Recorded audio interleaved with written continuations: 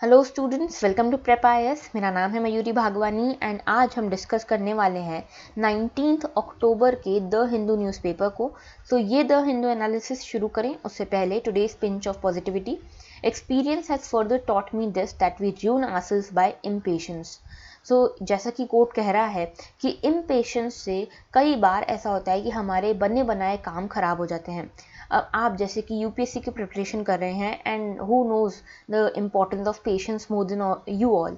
तो देखो यहाँ पे पेशेंस सबसे ज़्यादा ज़रूरी है आपके लिए, स्पेशली अगर आप यूपीएससी की प्रिपरेशन कर रहे हो तो। क्योंकि जैसा कि मैं हमेशा बोलती हूँ, UPSC is not a 100 metre race, it is a long marathon. और इस मैराथन में टिकने के लिए सबसे ज़्यादा आपके पास अगर कोई पावरफुल वेपन हो सकता है तो that is patience and perseverance. ठीक है, तो ये आप पकड़ के रखिए इस पेशेंस को and with this positivity let's move ahead. आज के टॉपिक्स देख लेते हैं। जीएस 1 में we have Kushinagar connect to Sri Lanka. इसको आप आईआर इंटरनेशनल रिलेशन से भी कनेक्ट कर सकते हो और इसको आर्ट एंड कल्चर से भी कनेक्ट कर सकते हो। तो ये क्या है इसके बारे में देखेंगे। जीएस 2 में इंटरनेशनल रिलेशन से इंडिया इजराइल ट्रेड टॉक्स के बारे में समझेंगे। सोशल जस्टिस के बारे में एक एडिटोरियल आया है कास्ट काउंट को लेकर, इसको देखेंगे। जीएस 3 में एनवायरमेंट में से मुंबई लॉस्ट ट्री कवर, तो इसमें कई सारे इंपॉर्टेंट एनवायरमेंटल फिनोमेनास के बारे में देखेंगे हम। और स्लिपरी स्लोप्स, ये एक एडिटोरियल है आज द हिंदू में आया है, इसके बारे में समझेंगे। सिक्योरिटी में एलएसी यानी कि लाइन ऑफ एक्चुअल कंट्रोल के बारे में देखेंगे। एंड जीएस 4 में हमारे आज के एथिक्स डोज में हम देखेंगे ऑब्जेक्टिविटी के बारे में। ऑलराइट, आगे बढ़ते हैं। आज का पहला आर्टिकल है army train officer posted in LAC in Tibetology. तो देखो, सबसे पहली बात तो कि जो आर्मी ऑफिसर्स एलएसी पे पोस्टेड हैं, एक ट्रायल बैच के फॉर्म में 15 ऑफिसर्स को यहाँ पे तिब्बतोलॉजी की स्टडीज़ कराई जा रही है या पढ़ाया जा रहा है तिब्बतोलॉजी के बारे में। तो ये तिब्बतोलॉजी क्या है, तो देखो एलएसी जो है वो सीधी तरह से तिब्बत से लगती है। ठीक है, तो यहाँ पे तिब्बतोलॉजी का मतलब है कि तिब्बत का जो कल्चर है, ठीक है, जो तिब्बत का जो कल्चर है, वहाँ की डेमोक्रेसी के बारे में, वहाँ की कल्चरल पिक्युलरिटीज़ के बारे में, वहाँ के ट्रेडिशंस के बारे में, ये सारी चीज़ें यहाँ के जो ऑफिसर्स हैं, आर्मी ऑफिसर्स, उनको पढ़ाई जा रही हैं। ठीक है, तो यहाँ पे मेन काम ये है कि उनको एक्लिमेटाइज करना, basically not just with the geographical things, not just with the climate, but also with the traditions of Tibet. ठीक है, सो दैट वो अच्छे से यहाँ की सिचुएशन को समझ सकें। तो इसीलिए यहाँ पे एलएसी के कुछ जवानों को लगभग 15 की बैच है इस बार की, पहली बैच। ठीक है, और इसको पहली बार फॉर्मलाइज किया गया है। ठीक है, ये कोर्स पहले भी कराया जाता था आर्मी ऑफिसर्स को, लेकिन इस बार पहली बार इसको फॉर्मलाइज किया गया है। और इसके लिए कुछ 7 इंस्टीट्यूट्स को आइडेंटिफाई किया गया है, जिसमें से जो 2 हैं वो नॉर्थ ईस्ट के इंस्टीट्यूट्स हैं। ठीक है, जैसे एक सिक्किम में भी है इसमें। तो यहाँ पे बेसिकली ये टाई अप किसके साथ है, ये है central institute of Himalayan cultural studies in Arunachal Pradesh. तो एक इंस्टीट्यूट ये हो गया, एक सिक्किम का इंस्टीट्यूट है नामग्याल इंस्टीट्यूट। ठीक है, फिर कुछ इंस्टीट्यूट हिमालयन रीजन के हैं। तो इस तरह से मेनली तिब्बतोलॉजी को स्टडी कराने के लिए ये काम कराया जा रहा है। ठीक है, और ये 42 डेज का प्रिलिमिनरी कोर्स होगा, जिसमें जियो पॉलिटिक्स समझाई जाएगी, तिब्बत की पॉलिटिकल डायनामिक्स के बारे में समझाया जाएगा। ठीक है, और जो दलाई लामा है ना, वैसे ही कई सारे और लामाज होते हैं। तो यहाँ पे जो लामाज हैं, ये बॉमडिला यूनिवर्सिटी से, बॉमडिला मोनास्ट्री से आएंगे। ठीक है, सॉरी, लामाज जो हैं ये बॉमडिला मोनास्ट्री से आएंगे और इस कोर्स में यहाँ पे ऑफिसर्स को ट्रेन करेंगे about the Tibet culture and Tibet traditions. Okay, तो ये तो थी न्यूज़ आर्टिकल। अब हम देख लेते हैं एलएसी यानी कि लाइन ऑफ एक्चुअल कंट्रोल के बारे में। तो देखो, ये है हमारा इंडिया का जो नॉर्दर्न मोस्ट पार्ट है, जिसको पहले जम्मू कश्मीर कहा जाता था। अब ये 2 पार्ट में डिवाइड हो गया है, जम्मू कश्मीर और लद्दाख। ठीक है, अगर आप इसकी स्ट्रेटेजिक लोकेशंस देखोगे एक एक, ठीक है, जिसमें से कई सारी डिस्प्यूटेड भी हैं, इनको देखें तो देखो ये है हमारी एलओसी जो कि पाकिस्तान से हमको अलग करती है, और ये वाली जो रेड लाइन है ये है हमारी एलएसी। ठीक है, यानी कि लाइन ऑफ एक्चुअल कंट्रोल जो हमें चाइना से अलग करती है। ठीक है, ये हमारी प्रेजेंट लोकेशन बताती है। ठीक है, उसके बाद ये जो ब्लू कलर में दिख रहा है ये है सियाचिन ग्लेशियर। ओके, और सियाचिन ग्लेशियर के यहाँ पे वेस्ट में आपको दिखेगा ये जो है ये पीओके है, और यहाँ पे गिलगिट बाल्टिस्तान, ये वाला जो रीजन है अभी ऑपरेशनलाइज कर रहा है इसको पाकिस्तान, लेकिन ये disputed territory between Pakistan and India. ठीक है, इसके बाद यहाँ पे ये है आपका अक्साई चीन। ठीक है, ये जो ऊपर वाला रीजन दिख रहा है ठीक है, इसको कहते हैं साक्षकाम वैली, ठीक है, जो कि चाइना को दी है पाकिस्तान ने। है ये डिस्प्यूटेड टेरिटरी, लेकिन इसके ऊपर चाइना अपना क्लेम करता है और ये कहता है कि मुझे पाकिस्तान ने दी है। ठीक है, इसके अलावा ये सियाचिन ग्लेशियर सबसे इंपॉर्टेंट लोकेशन है ये, क्योंकि देखो ये क्यों इतनी इंपॉर्टेंट हो जाती है, क्योंकि ये थोड़ी हाइट पे है, देखो इस तरह से है।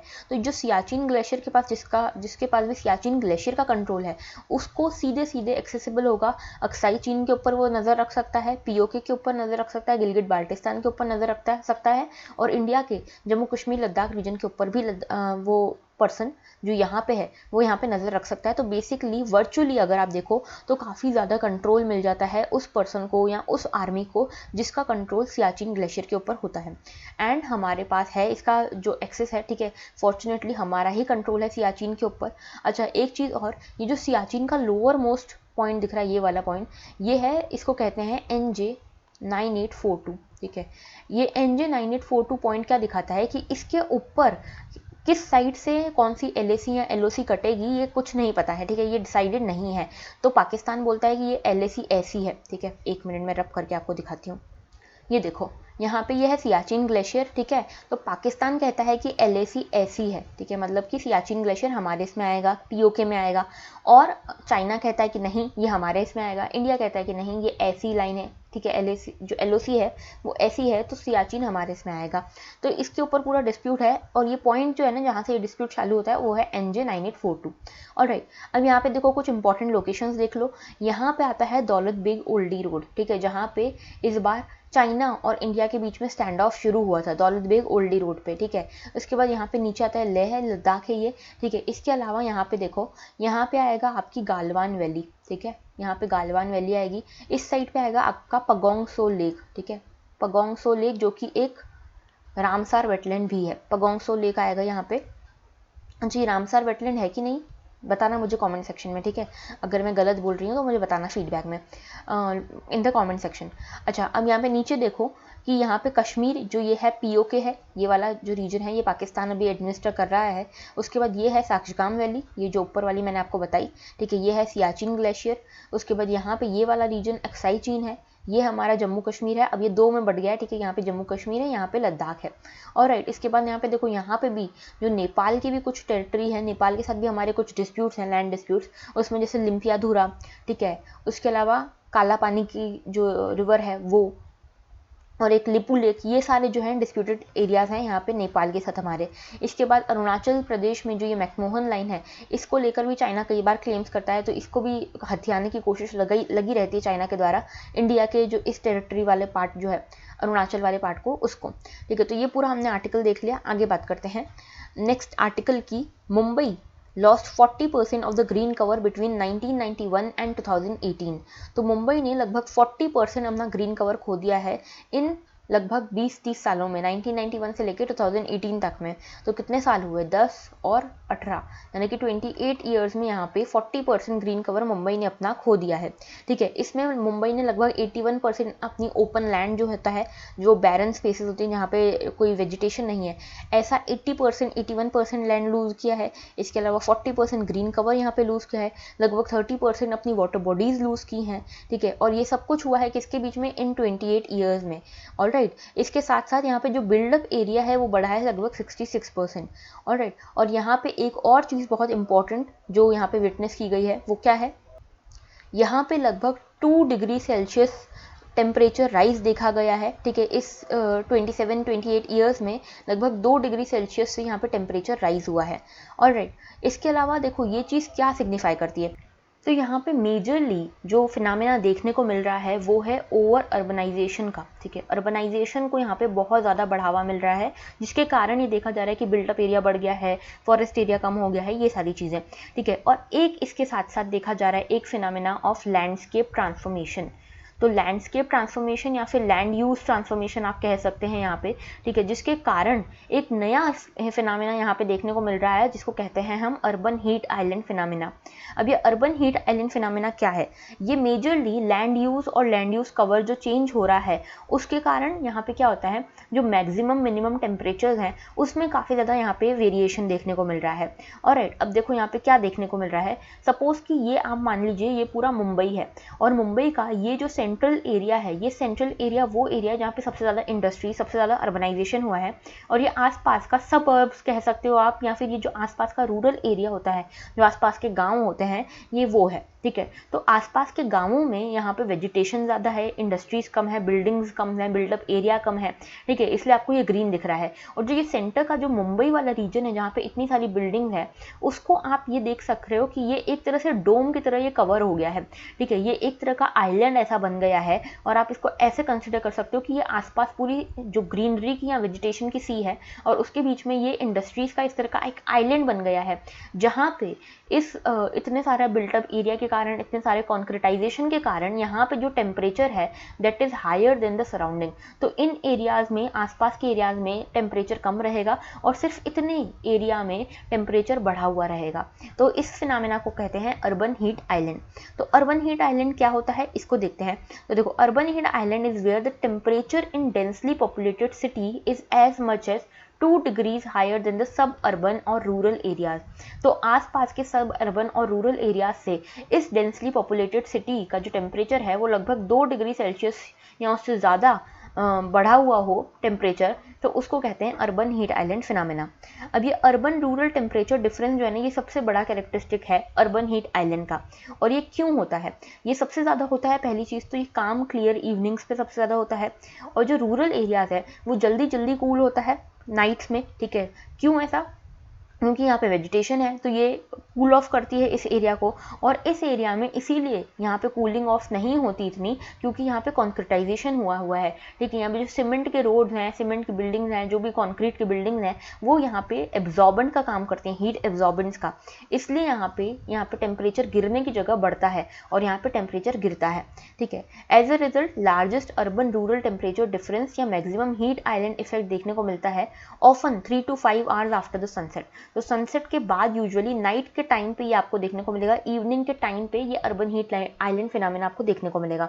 तो 2-3 चीज़ें बहुत अच्छे से याद रखना, कि काम क्लियर इवनिंग्स पे मिलता है, नाइट में मिलता है, आफ्टर सनसेट मिलता है, ऐसा देखने को कि जो बीच का एरिया है जहाँ पे बहुत ज़्यादा पॉपुलेशन डेंसिटी ज़्यादा है, वहाँ पे टेम्परेचर 2 या 2 से ज़्यादा डिग्री सेल्सियस से ज़्यादा बढ़ा हुआ है than the outer areas, the rural areas और द सब अर्बन रीजन्स, ठीक है। और ये क्यों होता है ये मैंने आपको समझाया।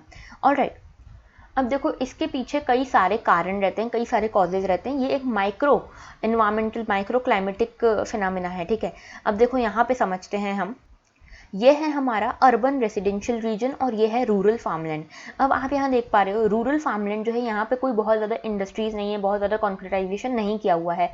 यहाँ पे अंडरग्राउंड रेन वाटर स्टोरेज ज़्यादा होगी, हीट कम एब्जॉर्ब होगी क्योंकि यहाँ पे पूरा वेजिटेशन है, ठीक है। और यहाँ पे इवेपोरेशन और ट्रांसपिरेशन ज़्यादा होगा, ठीक है। इवेपोरेशन आप सभी को पता होगा, इवेपोरेशन और ट्रांसपिरेशन आई होप आप सभी को पता हो, ठीक है। तो यहाँ पे वाटर साइकिल आपने अगर बचपन में पढ़ी होगी तो आपको पता होगा इन दोनों के बारे में। अगर नहीं पता है तो कॉमेंट सेक्शन में बताना, नहीं पता है तो मैं समझाती हूँ अगली बार में, ठीक है।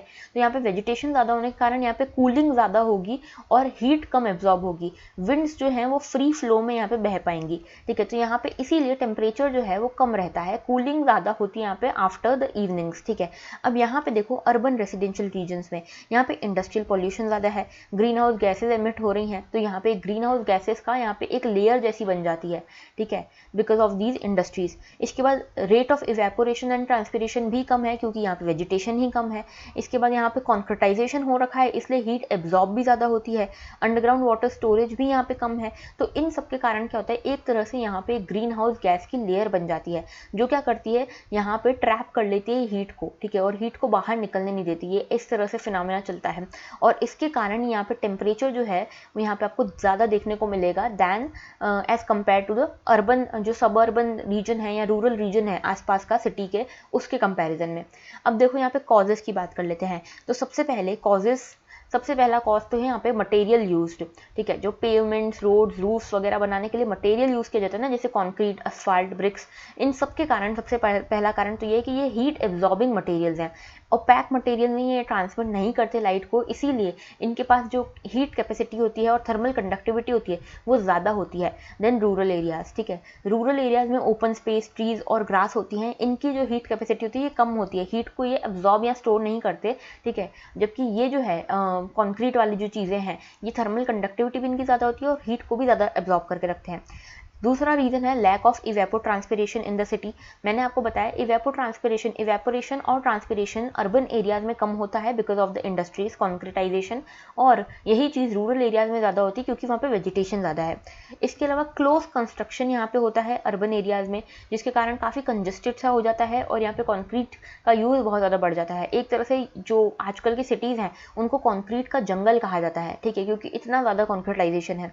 फिर इसके अलावा waste heat from vehicles, factories, air conditioners, ये एक्स्ट्रा हीट यहाँ से रिलीज हो रही है व्हीकल्स, इंडस्ट्रीज वगैरह से।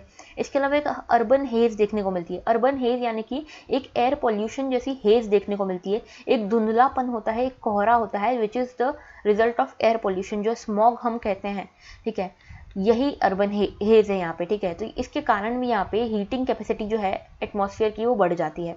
अब इसके इम्पैक्ट्स क्या हो सकते हैं? देखो, सिर्फ थोड़े से रीजन में टेम्परेचर बढ़ा हुआ है, आसपास के रीजन में टेम्परेचर कम है, ठीक है, तो इसके इम्पैक्ट्स तो होंगे।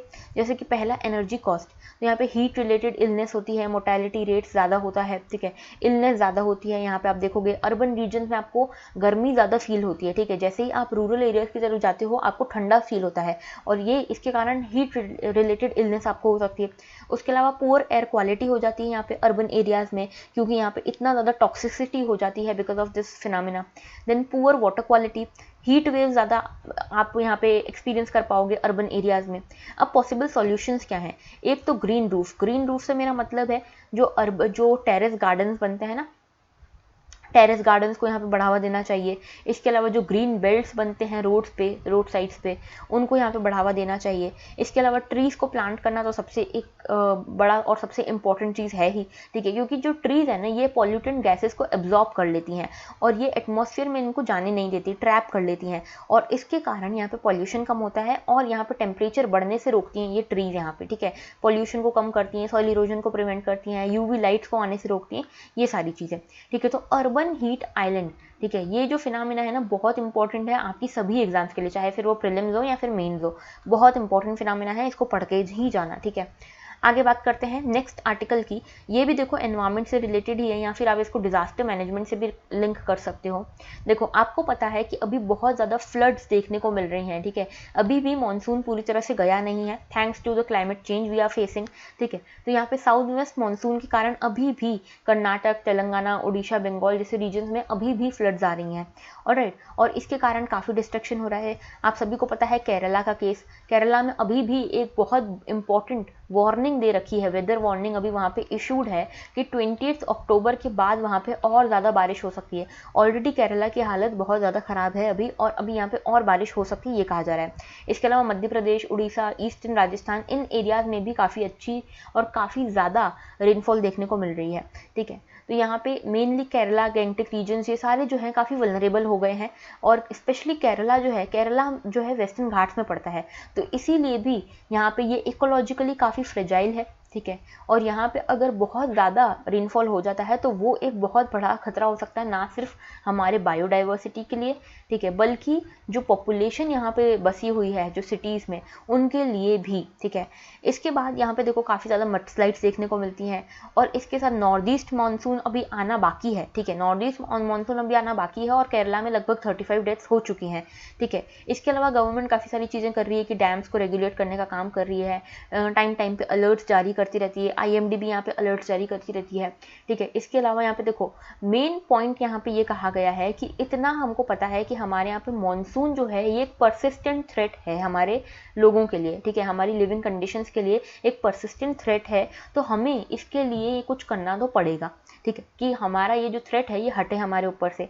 तो यहाँ पे क्या करने की बात करते हैं ऑथर, यहाँ पे ऑथर कहते हैं कि हमें ध्यान देना चाहिए रिवर्स और माउंटेन्स पे, ठीक है, जो हमारे नेचुरल असेट्स हैं हमको इन पे ध्यान देना चाहिए। अगर हमने इनको बैलेंस कर लिया तो ये जो फ्लड्स हैं ये खुद ही बैलेंस हो जाएंगी, रेनफॉल खुद ही बैलेंस हो जाएगी।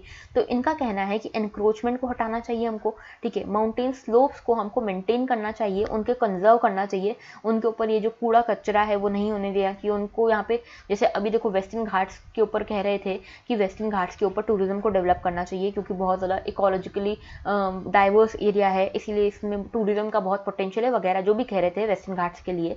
लोग कह रहे थे, ठीक है। इसके ऊपर कई सारी कमिटीज़ भी आई, काफ़ी ज़्यादा प्रोटेस्ट भी हुआ है एनवायरमेंटलिस्ट का। तो यहाँ पे ये चीज़ कह रहे हैं यहाँ पे ऑथर कि जो हम इस तरह के प्रपोजल्स आते हैं ना जो माउंटेन के इकोसिस्टम को बिगाड़ने के लिए, उन पे हमको रोक लगानी पड़ेगी। उसके बाद यहाँ पे एक इकोलॉजिकल इम्पेरेटिव है हमारे लिए, ठीक है, कि हम यहाँ पे इस डिवास्टेशन को रोकें, स्पेशली केरला में, क्योंकि केरला वेस्टर्न घाट्स पे है और वेस्टर्न घाट्स के ऊपर कई सारी कमिटीज़ बन चुकी हैं। माधव गिडगिल कमेटी भी बनी है जिसने बहुत ज़्यादा वार्निंग्स दी थी। इसके अलावा कस्तूरी रंगन कमेटी भी बनी हुई है। तो इस तरह से बहुत सारी कमिटीज़ हैं जो कहती हैं कि ये बहुत इकोलॉजिकली फ्रेजाइल एरिया है और इसमें हम बहुत ज़्यादा टूरिज्म वगैरह को डेवलप करने की बात नहीं सोच सकते, ठीक है, क्योंकि ये अल्टीमेटली हमारे ही अगेंस्ट में काम करेगी, ठीक है, in form of these floods, ठीक है। इसके बाद यहाँ पे ये चीज़ कही गई है कि हमें शॉर्ट टर्म प्रॉफिट्स के लिए एक खुद की कम्युनिटीज़ को हेल्पलेस नहीं बनाना है, ठीक है। हमारी खुद की कम्युनिटीज़ के कॉस्ट पे हम शॉर्ट टर्म प्रॉफिट्स के लिए काम नहीं कर सकते। यहाँ पे सबसे बढ़िया डेवलपमेंट पॉलिसी ये होगी कि हम यहाँ पे नेचर को एज एन असेट ट्रीट करें, ठीक है, एक इम्पेडिमेंट की तरह ट्रीट ना करें, एक चैलेंज की तरह हम नेचर को ट्रीट ना करें, इनफैक्ट हम एक असेट की तरह इसको एक ट्रीट करें, ठीक है। यहाँ पे एक्यूरेटली मैप्ड हज़ार्ड जोन्स हम बनाएं, ठीक है। इसके अलावा एक्सट्रीम वेदर्स के लिए हम यहाँ पे पहले से सारे रिस्पॉन्सेज तैयार करके रखें। और ये देखो, ये सिर्फ केरला या फिर ये सिर्फ बारिश या फ्लडिंग की बात नहीं है, ये उत्तराखंड और हिमालयन रीजन्स में स्पेशली यहाँ पे क्लाउड बर्स्ट देखने को मिलते हैं, ग्लेशियर्स टूटते हुए देखने को मिलते हैं, मड स्लाइड्स, लैंड स्लाइड्स देखने को मिलती हैं। तो इन सभी एरियाज़ के लिए हमको इस अप्रोच को अपनाना पड़ेगा। तो यहाँ पे कुल मिला के अप्रोच क्या बताई गई है? अप्रोच ये बताई गई है कि हम यहाँ पे जो नेचुरल रिसोर्सेज हैं उनको इम्पेडिमेंट या चैलेंज की तरह ना लें, ठीक है, और हम इनको यहाँ पे एज एन असेट यूज़ करें, असेट ट्रीट करें, ठीक है। तो ये चीज़ यहाँ पे बताई गई है। आगे बात करते हैं। देखो, India needs a caste count, तो ये एक आर्टिकल है जो बात करता है कि हमारा कॉन्स्टिट्यूशन सबसे ज़्यादा इगैलिटेरियन कॉन्स्टिट्यूशन है, यानी कि इक्वालिटी को प्रमोट करता हुआ कॉन्स्टिट्यूशन है। और हमारा जो कॉन्स्टिट्यूशन बनाया गया था ये इस विजन से बनाया गया था कि जो हमारी ट्रेडिशनल सिविलाइजेशन है उसको हम एक मॉडर्न नेशन में कन्वर्ट करेंगे, जहाँ पे इक्वालिटी, जस्टिस जैसे यहाँ पे चीज़ों को प्रमोट किया जाएगा, ठीक है, वैल्यूज़ को प्रमोट किया जाएगा। तो यहाँ पे प्रीएम्बल में हम देखते भी हैं ये दो वैल्यूज़ सबसे ज़्यादा उभर के आती हैं, जस्टिस और इक्वालिटी की, ठीक है, justice of social, economic and political और equality of opportunity and of status, ठीक है। तो इस तरह से यहाँ पे दो चीज़ों पे सबसे ज़्यादा उन्होंने जोर दिया है, ठीक है, जस्टिस और इक्वालिटी पे। तो ये कहते हैं हमारा जो कॉन्स्टिट्यूशन है वो एक इगैलिटेरियन कंस्ट्रक्ट का है, यानी कि हमारा कॉन्स्टिट्यूशन इक्वालिटी को प्रमोट करने वाला है। किस तरह से प्रमोट करता है इक्वालिटी को? Via fundamental rights. और फंडामेंटल राइट्स में भी स्पेशली आर्टिकल नंबर 17 जो अनटचेबिलिटी के अगेंस्ट बात करता है, आर्टिकल नंबर 23 जो फोर्स्ड लेबर के अगेंस्ट बात करता है, आर्टिकल नंबर 24 जो चाइल्ड लेबर के अगेंस्ट बात करता है। इस तरह से हम इन प्रोविजंस के थ्रू, ये तो एक एग्जांपल दिए हैं, ठीक है, वरना हमारे सारे फंडामेंटल राइट्स जो हैं वो इक्वालिटी को प्रमोट करते हैं, इगैलिटेरियनिज्म को प्रमोट करते हैं, ठीक है। इसके साथ साथ यहाँ पे बात की गई है कि डिस्क्रिमिनेशन के अगेंस्ट भी हमारे कई सारे आर्टिकल्स हैं, जैसे आर्टिकल 15 है, आर्टिकल 16 है, ठीक है, ये बात करते हैं डिस्क्रिमिनेशन के अगेंस्ट। लेकिन इन सभी के बाद इक्वालिटी के साथ साथ हमको सोशल इंक्लूजन भी करना है। तो हमारा जो कॉन्स्टिट्यूशन है वो दोनों चीज़ों को बैलेंस करने की बात करता है, एक तरफ पे इक्वालिटी और दूसरी तरफ पे यहाँ पे बात करता है ये सोशल इंक्लूजन की, ठीक है, इंक्लूसिवनेस की, ओके। और एक चीज़ यहाँ पे आपको पता होनी चाहिए, देखो इक्वालिटी और इक्विटी यहाँ पे दो टर्म्स इंपॉर्टेंट हो जाती हैं। इक्वालिटी क्या होती है और इक्विटी क्या होती है? देखो, इक्वालिटी का मतलब है कि सपोज कि कोई भी पर्सन है, ठीक है, सभी को यहाँ पे लेवल प्लेइंग फील्ड मिले, ठीक है। कोई भी पर्सन किसी भी बैकग्राउंड से आता है वो शुरू इसी लाइन से करेगा, ठीक है, फिर वो चाहे कितनी भी दौड़ने की कैपेबिलिटी उसकी ज़्यादा हो या कम हो, जो भी उसके पास प्रिविलेजेस हो या ना हो, सभी को स्टार्टिंग पॉइंट एक जैसा मिलना चाहिए, लेवल प्लेइंग फील्ड मिलनी चाहिए, ये कहता है इक्वालिटी। इक्विटी कहता है कि सपोज कि कोई पर्सन छोटा है, मतलब हाइट में छोटा है, कोई पर्सन टॉल है, कोई पर्सन मतलब अलग अलग फिजिकल एबिलिटीज़ का है, तो इन सभी को इक्वल एंड तक पहुंचाना। इक्वल एंड यहाँ पे देखो, यहाँ पे इक्वल एंड की बात होती है, यहाँ पे इक्वल स्टार्टिंग की बात होती है। यानी कि इक्विटी क्या बोलती है कि यहाँ पे भले स्टार्ट ऊपर नीचे से करा हो इन्होंने, ठीक है। सपोज कि किसी पर्सन को आपने यहाँ पे खड़ा कर दिया, एक पिक्चर आपने देखी होगी इसके बारे में, ठीक है, मतलब ये शॉर्ट पर्सन है, ये टॉल पर्सन है, आपका एम है कि आप दोनों को ही यहाँ पे सेम एंड तक पहुँचाओ, तो इसके लिए आपने एक्स्ट्रा प्रिविलेज दे दी, यहाँ पे आपने एक स्टूल रख के दे दिया, इसको कहोगे आप इक्विटी। लेकिन इक्वालिटी क्या होगी कि आपने स्टार्टिंग पॉइंट सबको सेम दिया है, ठीक है, कोई भी आगे आगे पीछे से शुरू नहीं कर रहा है, सब लोग एक ही पॉइंट से स्टार्ट कर रहे हैं, फिर चाहे कोई तेज दौड़े या कोई धीरे दौड़े, ठीक है। तो यहाँ पे इक्वालिटी के साथ हमको इक्विटी को भी बैलेंस करना ज़रूरी है। आप इसी तरीके से समझ सकते हो, इक्वालिटी के साथ हम इक्विटी को प्रमोट कर रहे हैं, यानी कि हम इंक्लूसिवनेस को प्रमोट करना हमारा उद्देश्य है थ्रू हमारा कॉन्स्टिट्यूशन, ठीक है। अब यहाँ पे एक पार्ट 16 की बात की है। पार्ट 16 स्पेशल प्रोविजंस की बात करता है। स्पेशल प्रोविजंस किस तरह के, यहाँ पे SC ST को स्पेशल प्रोविजंस दिए जाएंगे, एंग्लो इंडियंस को भी दिए जाने वाले थे लेकिन एंग्लो इंडियंस को हटा दिया गया है, तो SC STs के लिए यहाँ पे स्पेशल प्रोविजंस की बात की हुई है। जैसे कि आर्टिकल 335 बात करता है कि SC STs को एम्प्लॉयमेंट अपॉर्चुनिटीज़ में यहाँ पे रिजर्वेशन दिया जाए, ठीक है। तो इस तरह से यहाँ पे अलग अलग रिजर्वेशन की बात की हुई है। तो हमारा यहाँ पे एम है सोशल इंटीग्रेशन, जैसा कि मैंने आपको बताया, ठीक है। और यहाँ पे इसके लिए मंडल कमीशन बनाई गई थी 1990 में, जिसने ये कहा कि OBC अदर बैकवर्ड क्लास को यहाँ पे 27% का रिजर्वेशन मिलना चाहिए।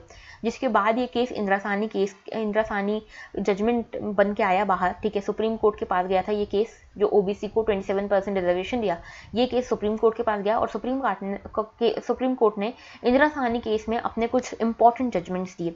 इस जजमेंट में क्या कहा गया था, इंदिरा साहनी जजमेंट में कहा गया सबसे पहली चीज़ कि 27% रिजर्वेशन जो दिया गया है OBCs को, इसको हम अपहोल्ड करते हैं, यानी कि इसको सही बताया उन्होंने। दूसरा, इन्होंने स्ट्रक ऑफ कर दिया 10% रिजर्वेशन जो इकोनॉमिक बेसिस पे दिया जा रहा था, ठीक है। इकोनॉमिक बेसिस पे भी मंडल कमीशन ने एक कहा था, मंडल कमीशन ने रिकमेंड किया था कि 10% जो रिजर्वेशन है वो इकोनॉमिक बेसिस पे दिया जाए, तो इसको स्ट्रक कर दिया यहाँ पे सुप्रीम कोर्ट ने। और दूसरी चीज़ ये कही सुप्रीम कोर्ट ने कि जितना भी आपको रिजर्वेशन देना है आप दीजिए, जिस भी कम्युनिटी को देना है दीजिए, लेकिन ये रिजर्वेशन 50% से ज़्यादा नहीं होना चाहिए, ठीक है। फिर यहाँ पे आर्टिकल 16 क्लॉज 4 की भी बात की गई है कि यहाँ पर भी एक तरह से रिजर्वेशन की बातें की गई है, ठीक है। यहाँ पे भी एक तरह से पॉजिटिव डिस्क्रिमिनेशन की बात की गई है। उसके बाद यहाँ पे क्रीमी लेयर की बात की गई थी इंदिरा साहनी केस में, ठीक है। क्रीमी लेयर के का क्या कहा गया था कि OBC में जो ऊपर की जो क्रीमी लेयर, जैसे दूध में ऊपर की क्रीमी लेयर होती है उसको आप हटाते हो ना, तो वैसे ही OBC में जो ऊपरी क्रीमी लेयर है, यानी कि जो प्रिविलेज्ड पीपल हैं जिनके पास सारी रिसोर्सेज हैं, उनको यहाँ पे रिजर्वेशन नहीं दिया जाएगा, ये चीज़ कही गई। इसके बाद यहाँ पे मेनली देखो हमारा कॉन्स्टिट्यूशन जो है ना, उसको दो चीज़ों के बीच में यहाँ पे बैलेंस करना बहुत ज़रूरी है।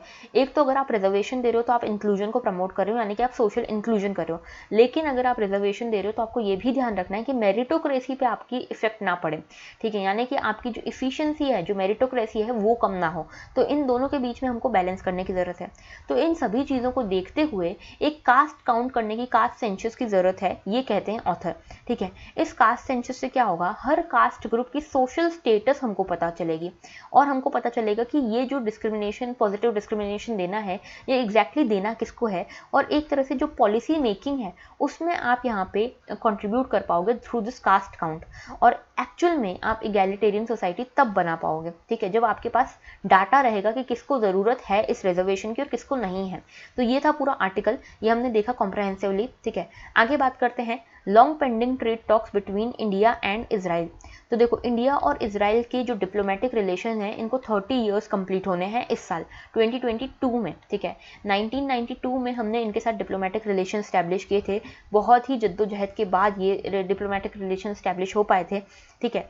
क्योंकि इंडिया जो होता था ना पहले, इंडिया पैलेस्टाइन की साइड होता था पहले, ठीक है। उसके बाद इंडिया ने थोड़ा सा रियलिस्टिक हुआ, इंडिया ने थोड़ा रियलिस्टिक जो फॉरेन पॉलिसी है उसको अपनाया, और फिर आखिरकार 1992 में इंडिया ने इजराइल के साथ स्ट्रेटेजिक रिलेशन एस्टैब्लिश किए थे, डिप्लोमेटिक रिलेशंस एस्टैब्लिश किए थे। तो यहाँ पे 30 इयर्स हमको कंप्लीट होने वाले हैं, और इन 30 इयर्स के कंप्लीट होने के साथ साथ यहाँ पे हम कोशिश कर रहे हैं कि फ्री ट्रेड एग्रीमेंट यहाँ पे साइन हो सके इंडिया और इजराइल के बीच में।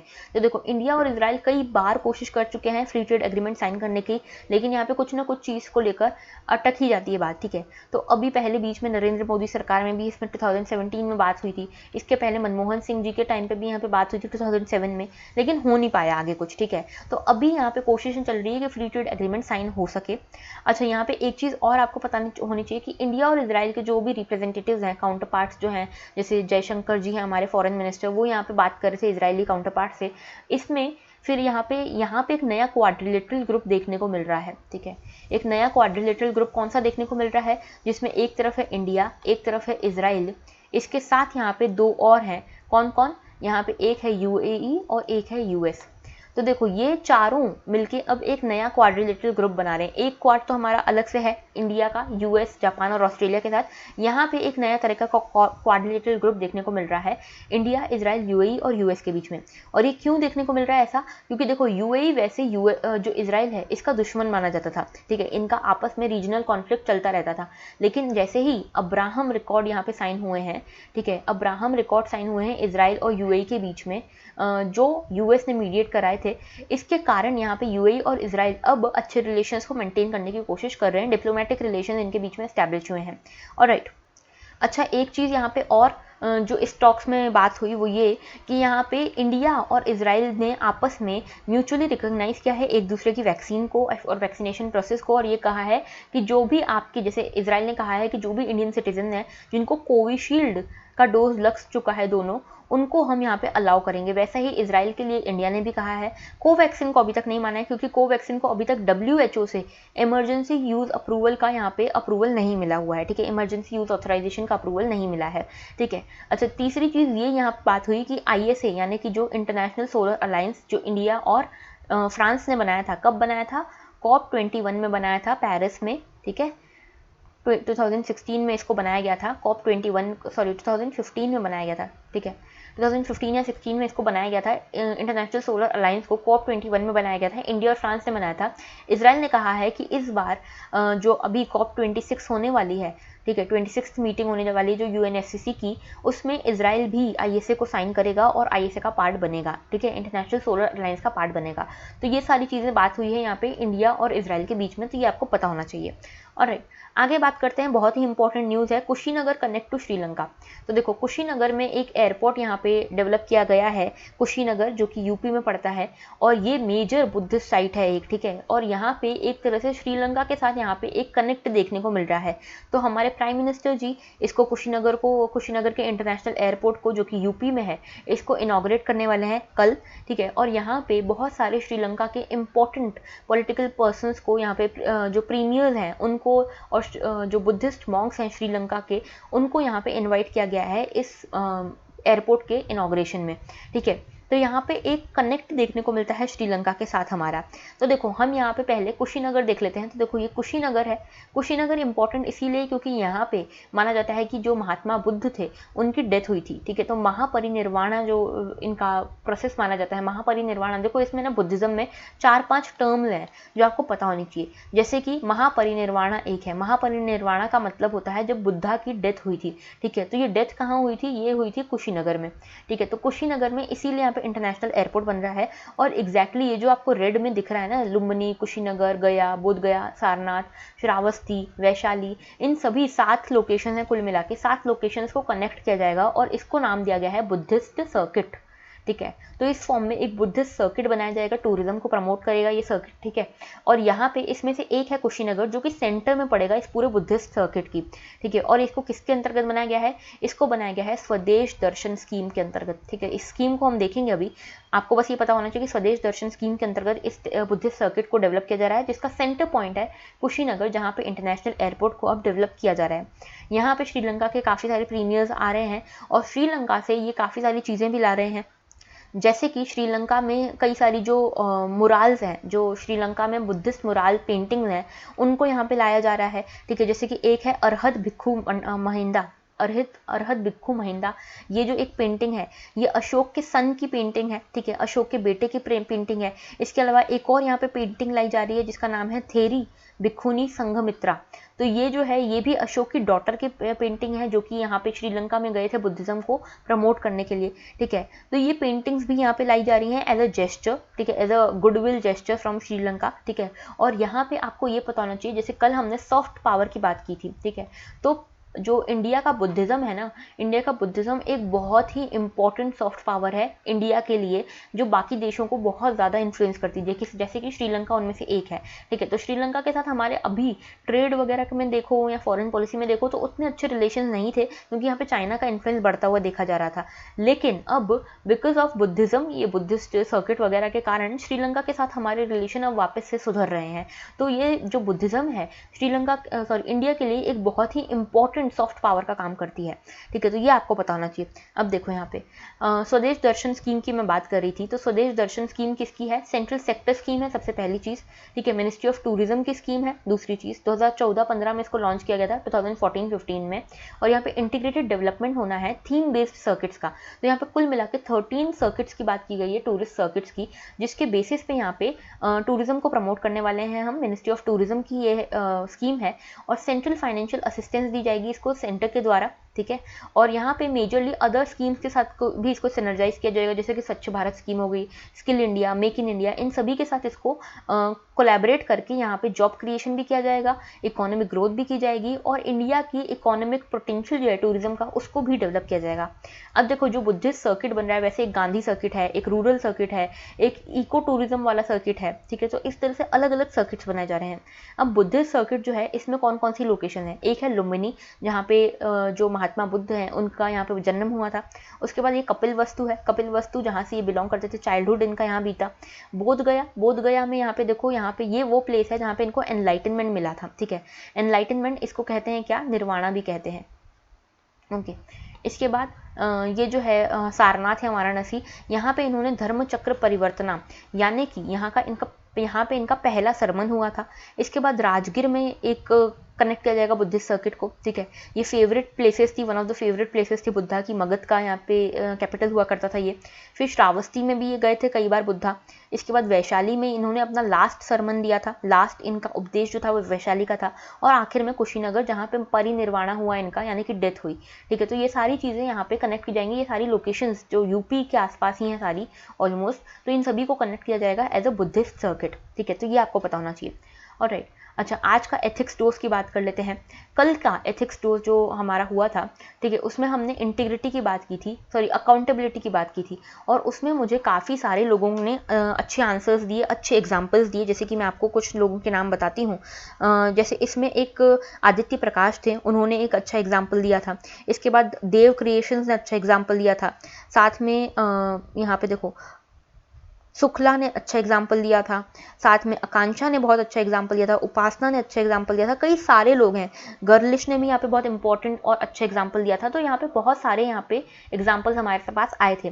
तो आई एम होपिंग कि आज भी आप लोग इसी तरह से कॉमेंट बॉक्स में कॉमेंट करेंगे अपने एग्जाम्पल्स।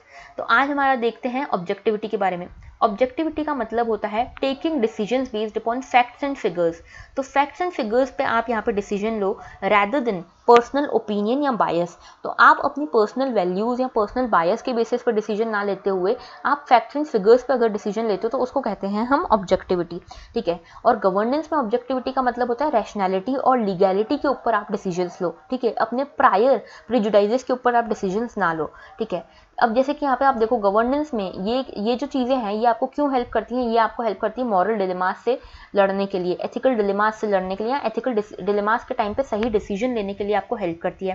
देन इम्पार्शलिटी को आपको हेल्प करती है मेंटेन करने के लिए, इनजस्टिस को प्रिवेंट करती है, प्रोफेशनलिज्म को एनहांस करती है, रिसोर्स यूटिलाइजेशन को यहाँ पे इंक्रीज करती है, ठीक है। पब्लिक सर्विस डिलीवरी को यहाँ पे इंप्रूव करती है, ट्रांसपेरेंसी को इंप्रूव करती है। तो ये सारे काम होते हैं ऑब्जेक्टिविटी के। अब देखो जैसे कि मैं आपको एग्जाम्पल दूँ एक ऑब्जेक्टिविटी का, सपोज कि आप कोई डीएम हो, ठीक है। आप एक डीएम हो और आपके पर्सनल प्रिजुडाइजेस हैं किसी कम्युनिटी के अगेंस्ट, लेकिन जब भी आपके पास कोई फंड आया, ठीक है, कोई आपके पास वेलफेयर का फंड आया, अब वो फंड आपको सभी में इक्वली बांटना है। तो आप अगर सभी में इक्वली बांटते हो, अब ये आपकी ड्यूटी है, ये आपके फैक्ट्स एंड फिगर्स के बेसिस पे आप बांट रहे हो कि ये कम्युनिटी पर्टिकुलरली सपोज कोई एक्स कम्युनिटी है, एक्स कम्युनिटी सच में बैकवर्ड है, तो आप फैक्ट्स एंड फिगर्स के बेसिस पे ये समझते हो कि इनको ज़्यादा नीड है इस फंड की, तो आप उसको ये फंड देते हो। आप अपनी जो पर्सनल बायस है आपका इस कम्युनिटी के अगेंस्ट, आप उसको अलग रखते हो, तो ये होती है आपकी ऑब्जेक्टिविटी, ठीक है। और इस ऑब्जेक्टिविटी की बहुत ज़्यादा ज़रूरत होती है गुड गवर्नेंस में, ठीक है। तो इस तरह से आप भी बताइएगा कि आपने अपनी पर्सनल लाइफ में कब ये एक्सपीरियंस किया कि आपने ऑब्जेक्टिविटी को एज अ वैल्यू होल्ड किया था, ठीक है। So that was all for today. Thank you for watching and have a very good day.